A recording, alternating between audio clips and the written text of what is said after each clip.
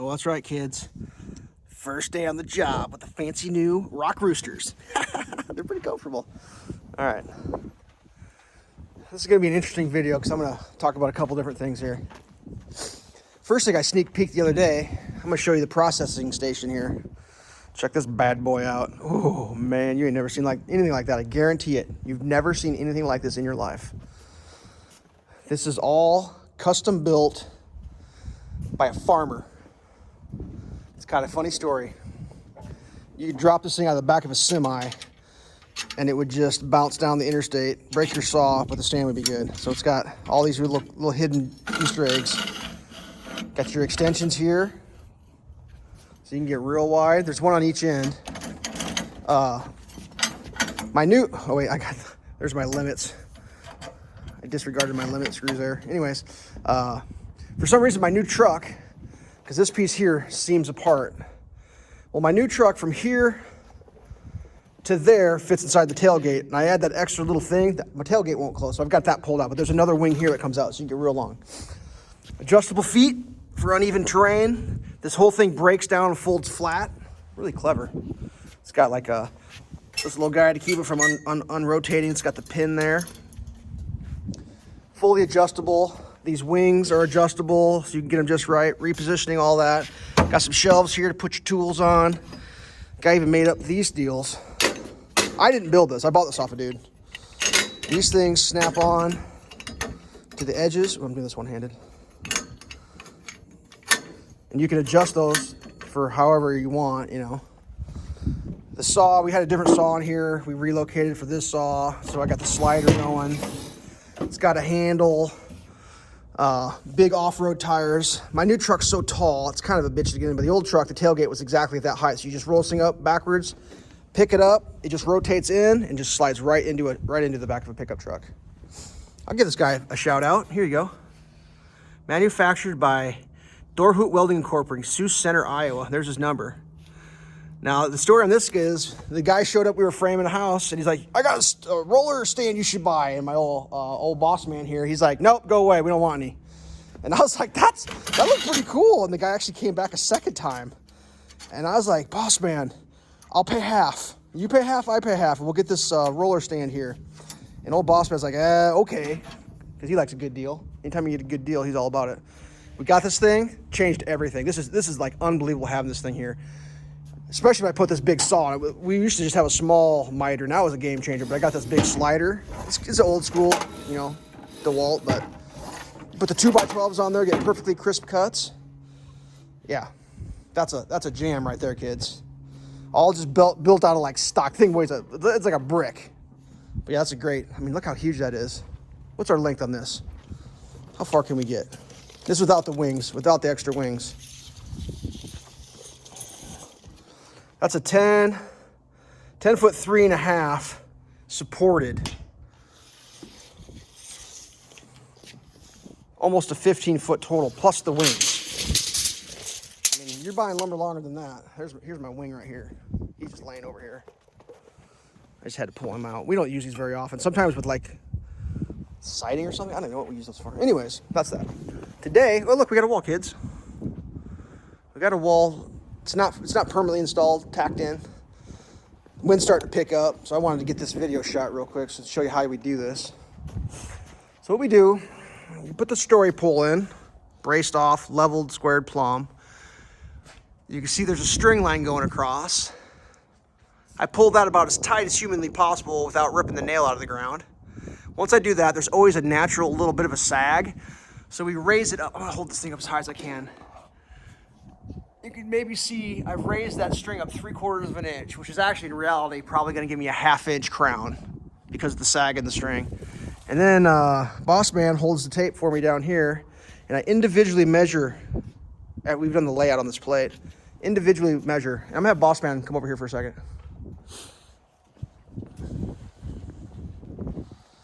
I'm gonna take you up. I'm gonna show you how it's done. All right, boss man, right here. Right here. You're gonna hold this. This is recording. What you see there is what is recording right now, okay? Sure. One time boss man went on vacation, made me do this all by myself. Actually had to call toe shifter out. Are you getting my face? Like, you're recording me. I'd have toe shifter come out and be like, dude, I need to have you hold the end of a thing. So what you do is you have an assistant. He kind of holds the bottom for you. You hold the tape up there and you do an arc. You arc it back and forth. With the general principle being, when you hit the apex, you'll get the number. So like right there, that's like an inch different, an inch different. You wiggle that back and forth. Over here, I'm over here. You wiggle that back and forth and you get your exact perfect plumb measurement. How do you do that? And then you obviously subtract 3 inches out of that because you got a double top plate, and you start cutting studs all the way down. So we've already done this side. Green treat, don't forget to use galvanized. And yeah, I hand nail a lot. We have an air nailer. But for this part, I'll be using these galvanized 16D super jammers so I don't get corrosion on my green treat.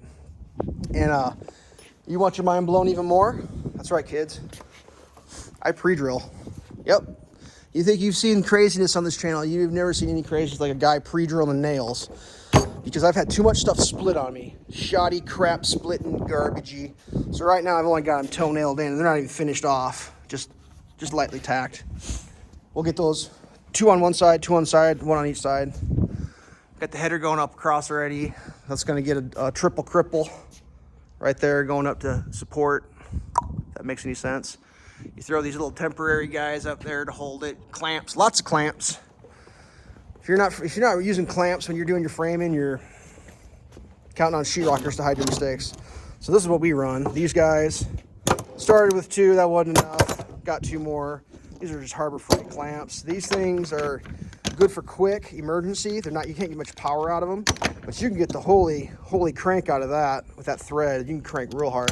And then we got these longer ones too. And then I actually got some pipe clamps that we haven't got to that point yet. They ain't got that serious where I got to have the huge 5-foot pipe clamps. And then a lot of we use a lot of screws. We screw it together to hold it initially, and then you nail it. The screws tend to fail. When they fail, they just snap. Where a nail won't fail, it'll bend. So you don't want to build completely with screws because when they'll just snap. This is just temporarily because I had to undo that one just to keep the, like obviously that's not holding anything. That reminds me, we got to re-screw that back down and get this level back up. Yeah, Boss Man's cold. It's not that cold out, but it's getting cold. Today is actually, I'll tell you what day it is. It's December 1st today. It's the first day of December. We got the first walls up before December started. We did that yesterday, so. All right, well, I just wanted to give a little update on what we're doing. So I'm hauling a saw now, and yes, things are going to start happening. Not at an accelerated pace, but at the pace they've been going, that's where we're at. So yeah, that's the processor right there. The thing is a jammy jam. Had to put a new tube in the tire though. That kind of bummed me out. The valves crapped out on me. So yeah. Goes right here, slides in, lays right on its belly, flies down the highway, no problem. Oh yeah, don't forget. I'm trying to be awesome today, but I'm exhausted from being so freaking awesome yesterday. Yeah, that's pretty true. We can check the neighbors real quick. I don't think there's much else to check up on down there. They're pretty much done. I think they're insulating the attic in the last house. Yeah, they're all painted and everything. So it's, oh, little dog. Oops. Cujo. That's the one they're working on there. Pretty much the way it's going to be, I think. Eventually it'll get grass. That one's pretty much how it's going to be. Eventually it'll get grass. And that one's pretty much how it'll be. Eventually it will get grass. And this thing will look nothing like those. I can assure you. This thing's going to be wild. I don't know if I can explain it yet. This is actually basement.